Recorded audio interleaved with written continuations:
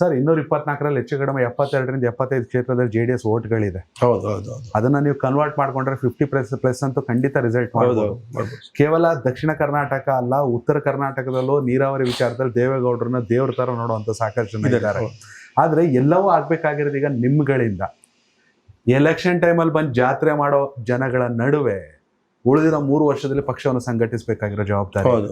ಈಗಾಗಲೇ ನಿಖಿಲ್ ಅವರು ಮತ್ತು ಕುಮಾರಣ್ಣವರು ಪ್ರತಿಯೊಬ್ಬರು ನಮ್ಮ ಶಾಸಕರ ಜೊತೆ ಚರ್ಚೆ ನಡೆದಿದೆ.